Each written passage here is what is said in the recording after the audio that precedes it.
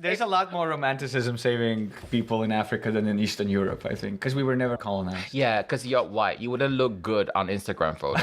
Yeah, it would look like just we're like friends. when you're a little kid, it's like, I just helped Evaldas to develop full English fluency. How great am I? And now he's just still a and people straight just white look guy. at you, it's like just a blonde white guy. What do you want? Yeah, straight white guy with a speech impediment. Just that's all. Do you have a speech impediment? Well, that's what I call an accent. Oh.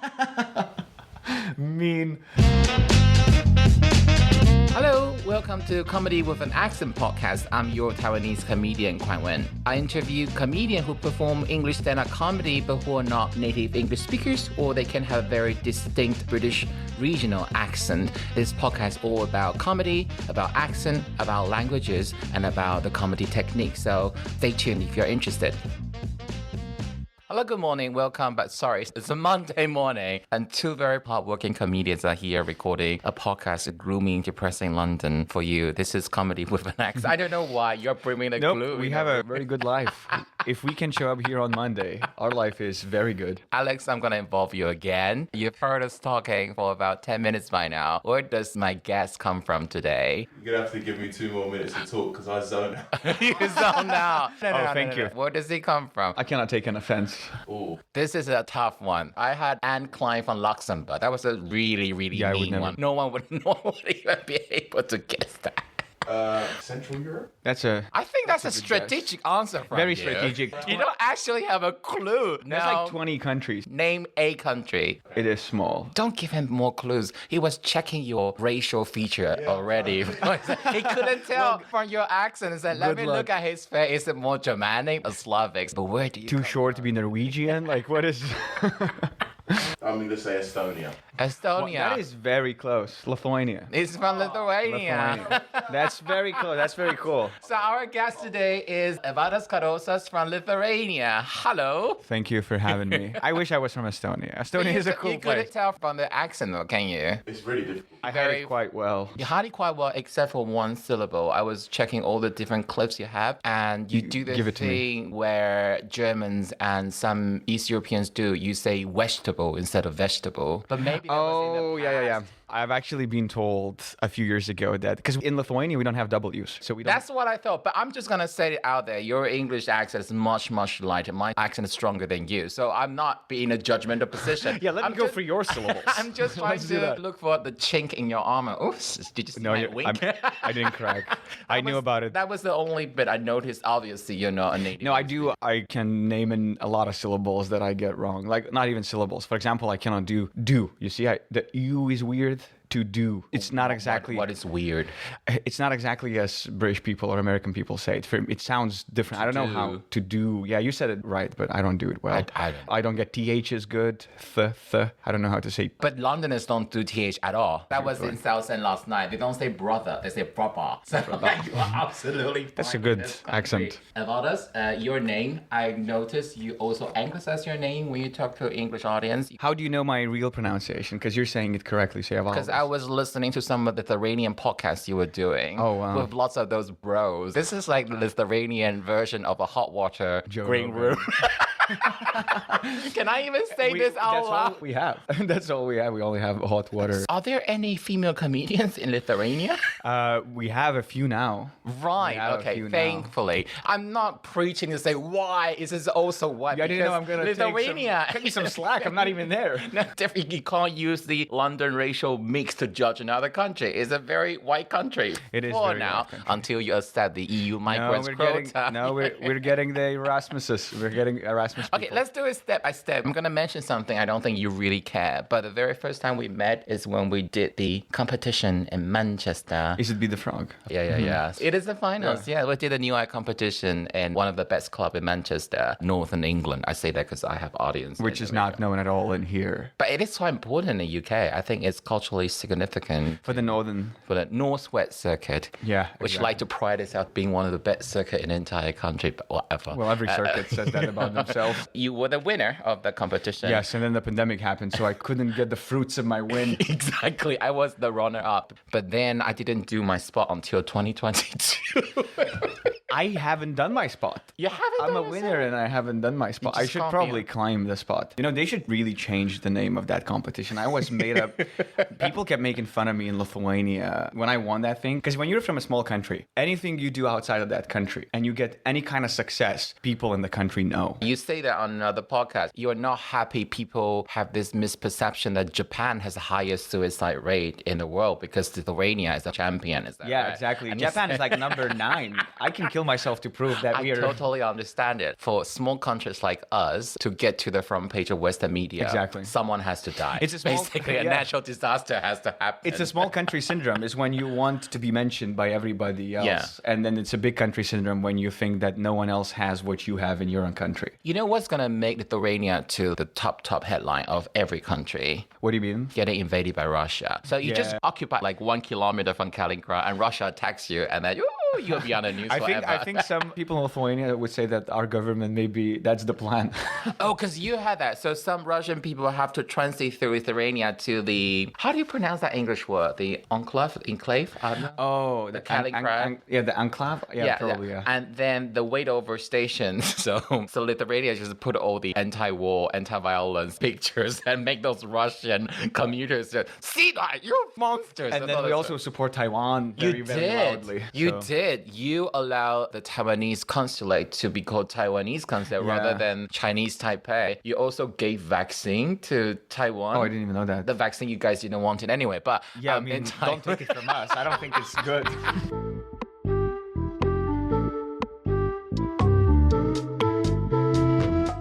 I'm gonna ask you this standard question for every single one of my guests. Evaldas, do you think you have an accent when you speak English? Oh, yeah. Oh, yeah, I do.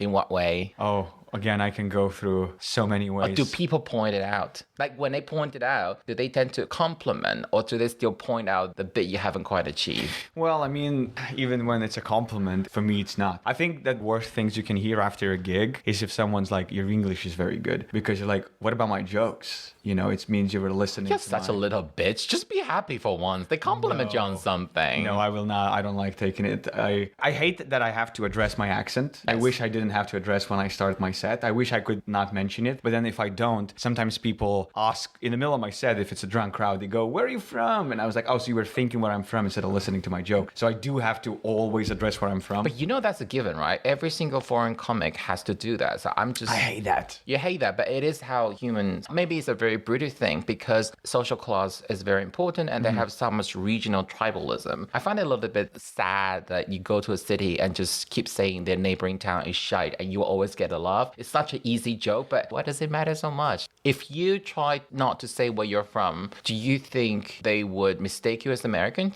No, I think they would mistake me as someone who's trying to be American. I get that a bit. Sometimes old British people hate me because they go like, why are you going that way with your accent? What's wrong with our way of speaking? I actually had an old guy ask me after a show, why do you speak like an American? Why not? Well, my answer is because I grew up watching American media, but I guess for them, it's like... You know what sometimes can it's an really insult. hurt them? You just name one American show and say it's so much better than and put a British thing. I don't know. American The standards Cosby better. are so much better than 40 Tower. And that will really hurt them. Oh, there's two things that hurt them, is saying that or saying that they're not actually alcoholic.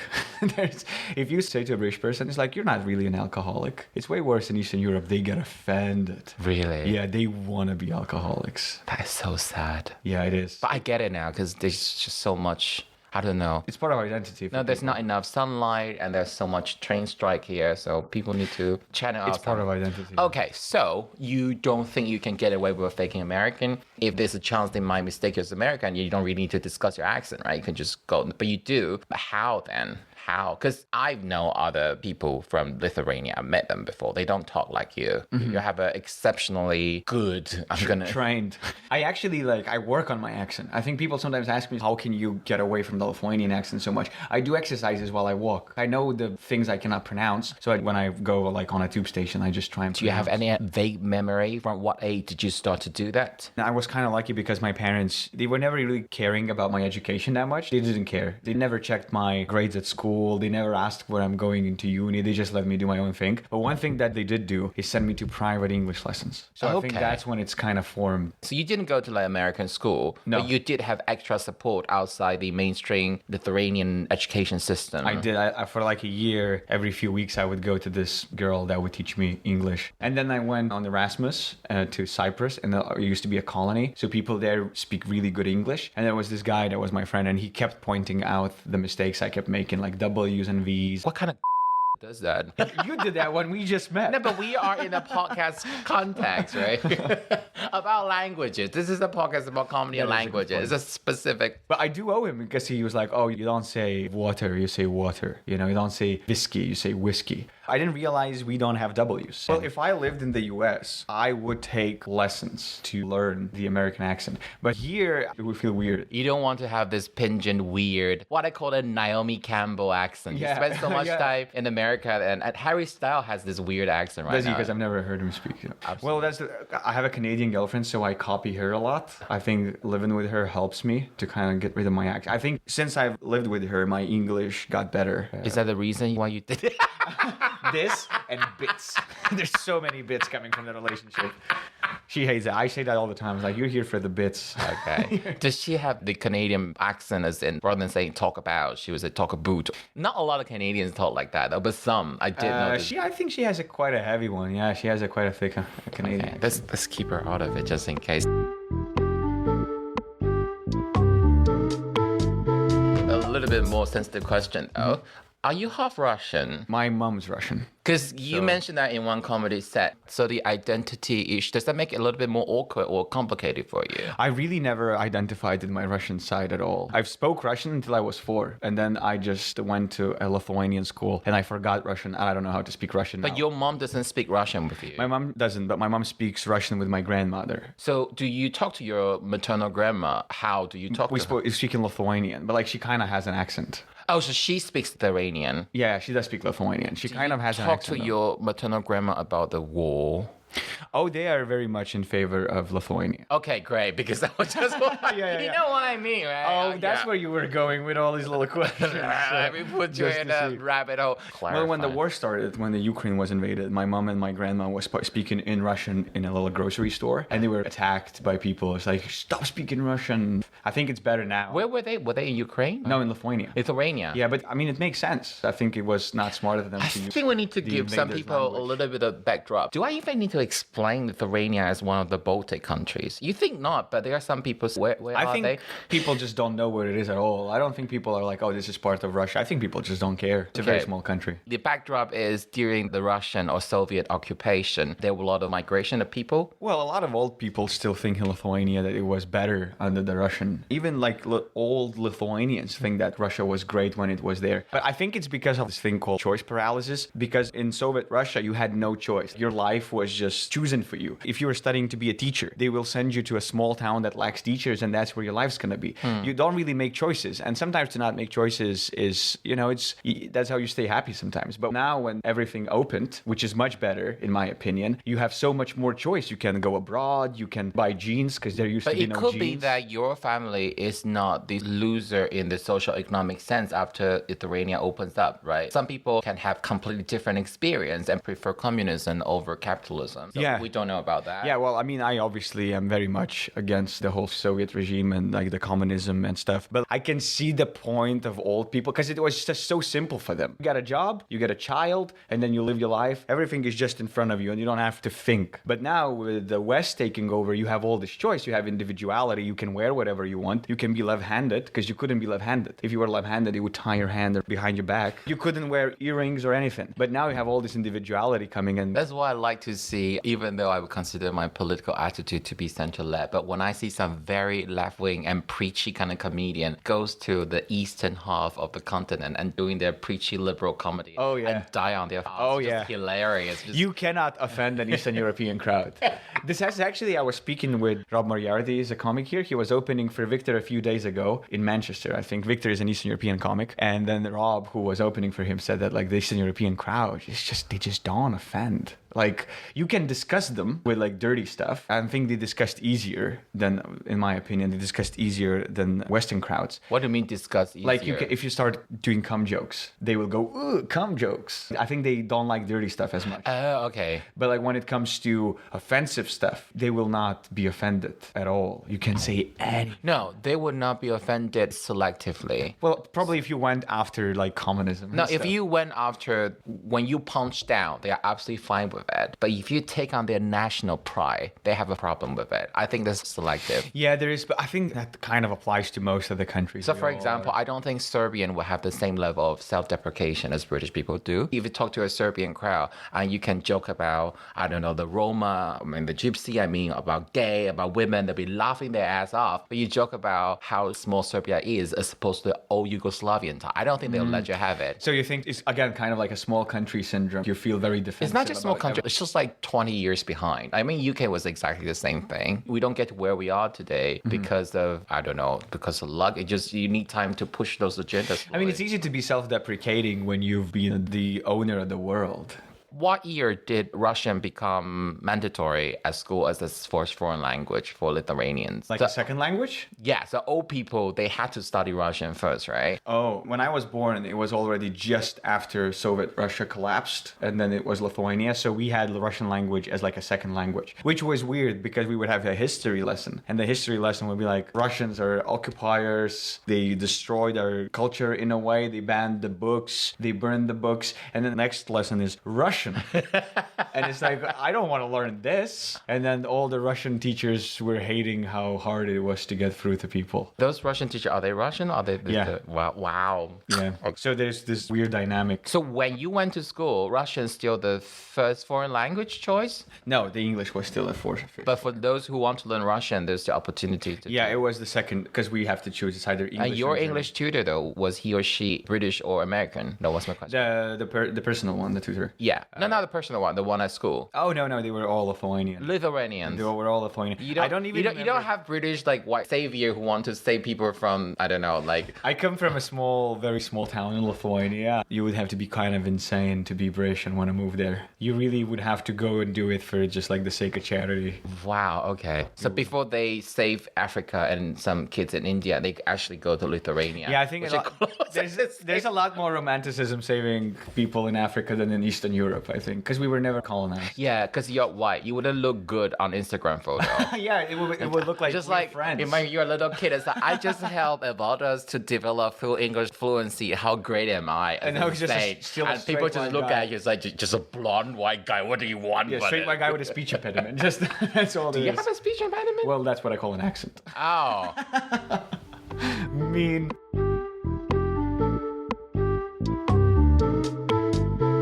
How did you end up in starting out in Manchester? And then because of lockdown, you moved back to Lithuania. And because the scene is so new, you became quite big very quickly. Relatively for like the stand-up comedies. And you moved back to the UK, but this time you chose to move back to London. I moved to Manchester for a few months to kind of get my foot back in the English game. So let's break it down step by step. So when and why did you move to Manchester? So I started comedy in Lithuania. I did like 6 gigs in like a year because you could do 1 gig every 2 months. That's the scene at that point. Now it's 5 gigs a week, which is great. Wow. Basically what happened is Alfie Brown came around and did a set on Lithuania. And I saw Alfie Brown and I was like, oh, this is how it's like. I will never be as good as this if I stay here. And then I just moved immediately. I moved to Manchester. Alfie Brown was... But Alfie Brown wasn't based in Manchester, so why did you choose Manchester? Because I had a friend. And then I knew it's cheaper. So for those immigrants hater, this is the pattern. They find their friends. So if you want to break them down, just break the local link. Anyway, that's a wrong take from the whole stuff. Get my friends out of this country and then... Okay, did you think was the time you spent in Manchester helpful, or you wish you would have started directly? It's a great place to start.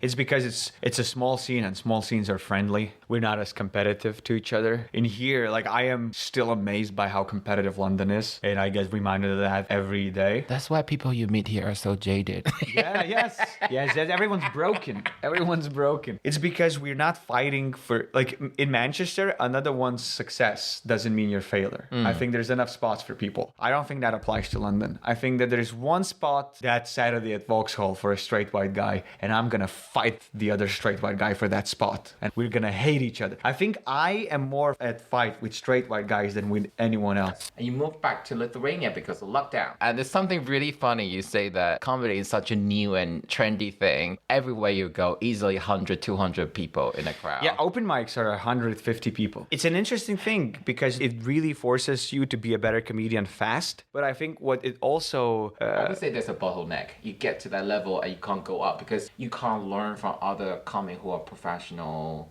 Exactly. And there's another thing is that you have to have new material every 2 weeks because it's just the same people that come in. It's just the same people. We don't have that many people. So you never, like I forgot how to edit jokes. I come here and I have this mentality of new jokes. I need new jokes. Because in Lithuania, that's what you need. You need new jokes all the time. They want new jokes, but if your joke is not packed with gags, they are fine with it. I think also Lithuanian language doesn't lend well to comedy because of how many syllables the words have. It takes so long to get to the punchline compared to English. Like in English, a bus is bus. In Lithuania, it's autobusas. So you have 4 syllables instead of 1. And every word is like that. So you just take so long to get to that punchline. You were saying on that podcast, there were only about 20 of you guys. Yeah, there's a bit more now. Guys in a literal sense, like just guys at that time? There is more women now. There's like 4 actually. So how many are you guys right now, the Lithuanians? In the comedy scene? Yeah. I think maybe now it's like 25. Oh my maybe God. 25. When I started, it was any like of 5. you over 30 years old? Some, but not a lot. You know, you guys are the lucky one, right? Because you're the early pioneers, which means that some mediocre ones can survive, but not in 10, 20 years' time. I'm going to show you one review on one of the Lithuanian podcasts you did, and I Google translated. It states that Evaldas doesn't have the provincialism of other Lithuanian comics have. What does that mean? How would that be in Lithuanian? Can I see original? No, this is a picture. The provincialism. I think it means that... Are you more international or more metropolitan or modern? I think what he means is I wouldn't do well in small towns in Lithuania.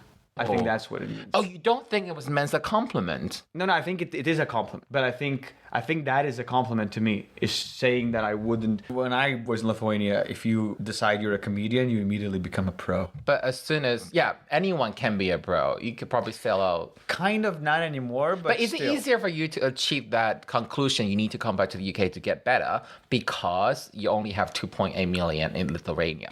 It's always an option at the back of my mind. You know why I asked you that question? Because in one of the podcast synopsis, I also Google Translate this one. Evaldas Karos is a stand-up comedian. Why does Evaldas want to return to England to train instead of staying in his homeland, where the result would come much faster? Good listening. Thanks to everyone who supports and subscribes. So they felt they were losing you, and some of them didn't understand your rationale. I mean...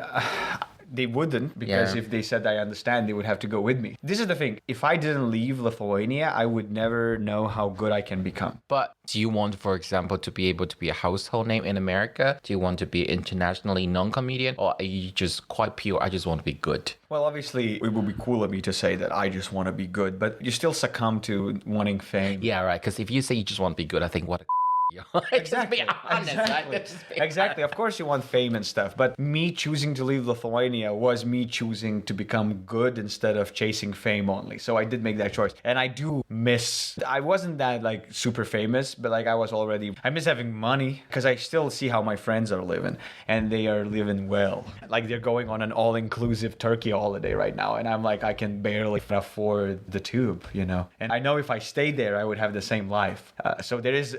But you'll be able to tour in other European countries, at least in Europe. So it's a long game. It is a long game, but it's also... I don't even know if I want to tour in Europe. Right. The goal would always be to go to the US, but it's just so hard to get a visa.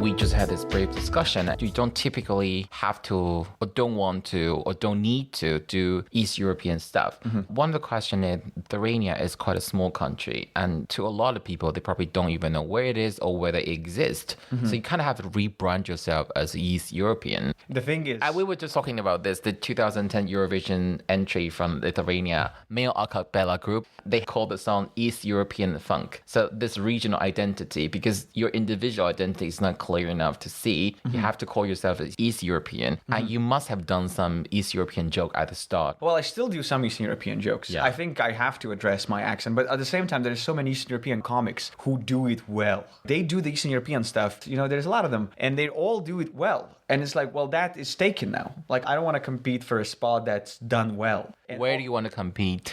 So basically, when I just started out, I did a competition and I had to follow an Eastern European guy. And I think it was Victor. I don't remember who. And I remember he did the jokes that I was doing, but better. And I promised myself never again. Was it when I was in Romania, I was just a guy? When I came to the UK, I'm suddenly Romanian. Is that the joke? That was the joke, yes. Yes, it's been quoted by 5 guests so far.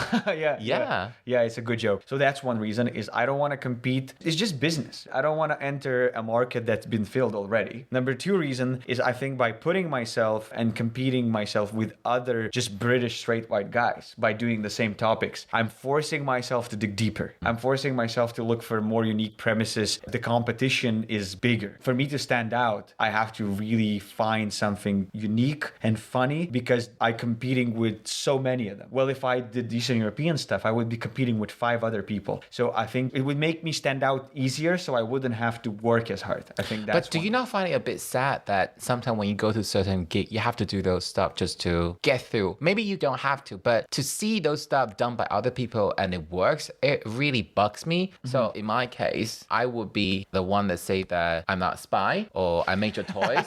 For you, you'll be that, oh, I'm not the cleaner today. I'm not your delivery driver. Don't ask me for your food. Brexit didn't work. I do think it was a wise choice because to do the East European brand, your accent is not strong enough. So you either have to exaggerate an accent you don't actually have. Yeah, that would be insane. That would be even more, I don't know, insincere, I would guess. Yeah. And also, like, I don't shy from Eastern European stuff as long as I think that what I'm saying right now is what I want to say. It's part of my identity. I don't want to escape it. Like, I'm not pushing it down. If I come up with an interesting premise that is related to Eastern Europe, I'm not going to not say just because I want to shy away from it. But it's just that I don't think about it that much. If a stereotype is partially true, I'm fine with it. But if it's something completely wrong, I don't want to do it.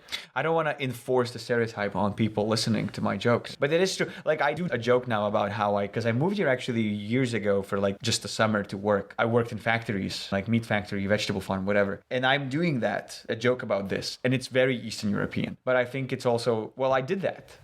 I was living the stereotype. Rather than the middle-class East European boy who probably had daddy and mommy support, but then joke about his countryman's experience when he never had it in the first place. Yeah, I grew up really poor and really Eastern European. So I do kind of have that going. Because my friends are saying, like I tell them stories from Eastern Europe, like how I grew up. And they were like, you need to do that on stage. I just don't find it interesting. I would probably tell the stories in the podcast because like I try doing it on stage and it gets people sad. For me, it's funny.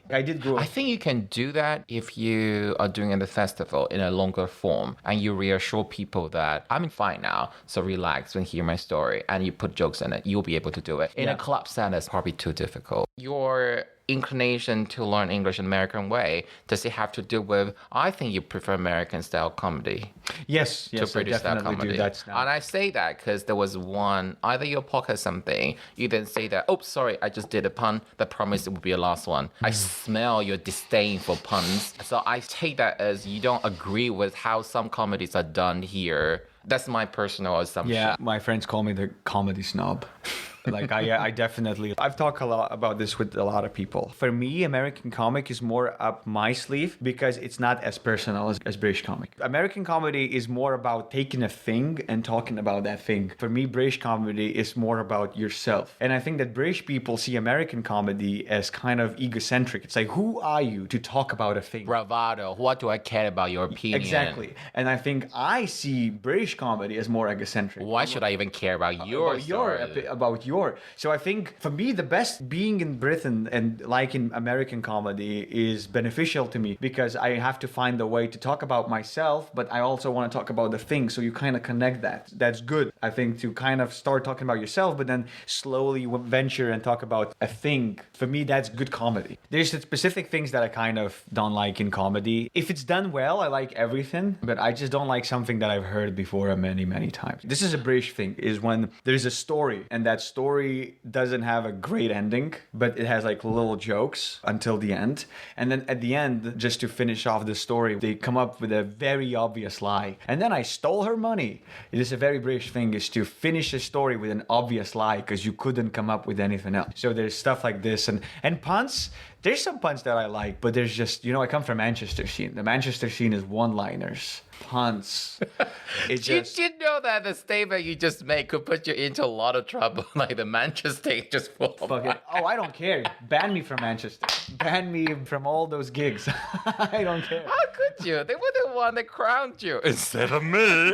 No, okay, Manchester is good. Manchester itself Where's is the but? good. Just give me the but. It's all the Boltons and all the Stocktons and all the Prestons. I hated it there. Like, I used to go there. I'm like, I don't want to make these people laugh. Oh, because they have too much thirst for the specific kind of comedy that is not your personal favorite. It's that, and then it's also just like they laugh so at the wrong thing. These are the crowds that would laugh, as you said, like Anthony Jeselnik, right? He would always say that when he's making all these pedophile jokes and stuff, he would sometimes get these people who go up to him and go like, "Man, I agree," and then he goes, "No, you shouldn't agree. This is a character." So I feel like in these little They towns, see Anthony Jeselnik as entertained, basically. yeah. It's really sad. But that's what happened to the pub landlord, Al Murray. I don't know him. So he plays this character that's super racist, doesn't like minorities or women. It was supposed to be ironic. So he even tried to run as a candidate for like in an election as a politician. But people do support him because they didn't get the irony. They just said, oh, whatever he said is true from his heart. He didn't even realize he's a character.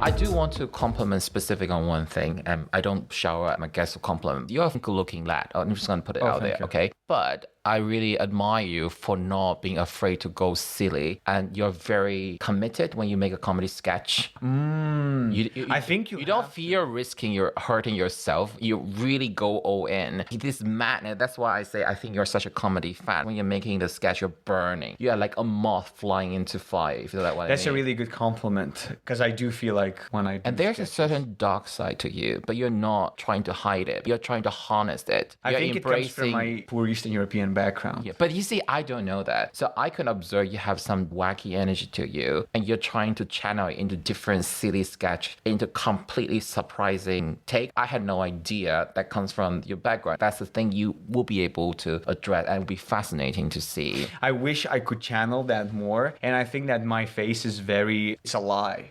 I look well fed. You are actually twisted inside. Yeah, I think you're a little bit damaged. A lot. A lot. Is there a reason why you put more videos on TikTok than Instagram? TikTok for me is a place where I can just throw shit away and then just see if it clicks. I've been bombing hard on TikTok and I just delete. I've been bombing hard. People are like, oh, why don't you do stuff on TikTok and Instagram? I'm like, I'm doing stuff. I'm bombing.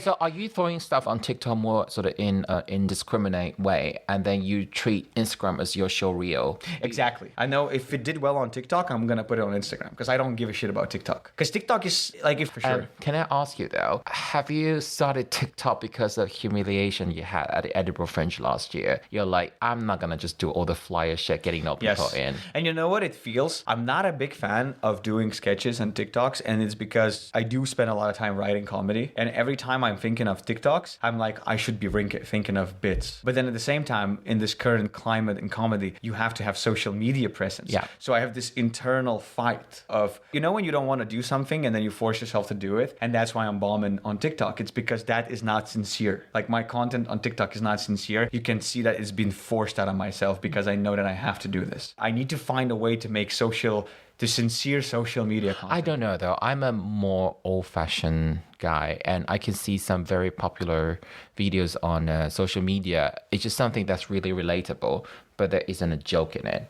There isn't a writing in it, but yours are not. Yours are really thought after, even though it's shot with your own gadget in a more amateurish background setting, but the script isn't. Some people just say one thing, we cannot relate to that, but there's no setup, punchline, no structure for a joke. Yours has joke, yours has a character, you have this role all panned out, so there's a difference in that. But it's hard to come up with that. It takes time, and then all that time I could have spent thinking of comedy. Yeah, but some jokes was better in a sketch, and that's why you're not really wasting your time. Rather, you're training your creativity in a way you otherwise couldn't. I should start looking at it this way, but I am working Like, I just want to have like good 45-minute set. And obviously that's a very long-term goal. I just love writing comedy. Every day I look forward. It's like, oh, this is the time I write. But with sketch, it's not like that. I do have to force myself. That's why now my social media content is suffering. Because I always choose writing bits instead of writing sketch. Have you found it started because you got 5 digits level of followers? Has it proven to be useful for you to sell tickets? Oh yeah. Like I did the work in progress at Top Secret and I thought it's gonna be just mostly Lithuanians. But it was 10-15% all Lithuanians. And then other people just came from 2 sketches. But the thing with sketches is that, and I've heard this from people who make sketches, you sell out the first few shows for your stand-up because people want to see it. And then they go and see you. It's more of a fan meet. And then they don't really come back. It's a meet and greet. It's a meeting. But you can convert them if you prove to them how good you are on stage. Yeah, that's true. But if your social media content is stand-up, like crowd work, you don't have to convert them. They're for you. So if you have less followers, but your social media content is stand-up, it's easier to sell out stand-up shows than if you had lots of followers, but it's sketches. Can you tell me whether my concern is wrong? So I don't do sketches on social media because I cannot really erase my accent, and because how I look, when they want to see me in a sketch, they will always typecast me in certain Asian roles. So I couldn't freely just be anyone because of how I look and my accent. Like I could put on a wig, but I would still be an Asian woman. So that's why I thought I don't have so much liberty when it comes to sketches. Do you think my reservation is right? I think that about myself, comedy is about relating. So I think that if I sometimes had an idea and I give that idea to a British person and they did that same sketch, I think they would get more. That's what I think as well. Like, I'm not neutral enough to just do a plain observation. I am a Londoner for more than 10 years. I can do an observation of London, but I believe some of them would be like, but who are you to just say? Yeah. I wish I could say that you're wrong, but I feel the same way. It's all right. I'm actually grateful that you validated my point. Yeah, because I feel the same way, but less. Okay, I think our recording time is up. I have to thank you, but I'm also a little bit worried because this is such a wanky episode. Why did you bring out the comedy nerd in me? I blame you. So to punish you, I'm going to finish this episode with a really weird European entry from Lithuania back in 2000. I thought that you were going to play my set or something. I thought you were going to say weird, shiny, your set from the past. So I'm going to end this podcast with this male a cappella group from Lithuania back in 2010. Okay, but imagine this band maybe follows me and they're gonna be listening to the podcast. This is great. And then this comes around. So that's why I had to say, this is a very long intro. Come on, get to the point. I mean, it's not bad. So this song, it's not that bad. You're It's not Lithuanian bad. after all. This is great. So in the lyrics of Eastern European funk, I want to say thank you to my guest today. Thank you That's for having Evaldas me. Karosas. Thank you very much. Cheers. Thank you for having me. I felt like I should have looked into the camera more. Eastern European kind of get up and dance to our Eastern European kind of get up and dance to our Eastern European kind of funk.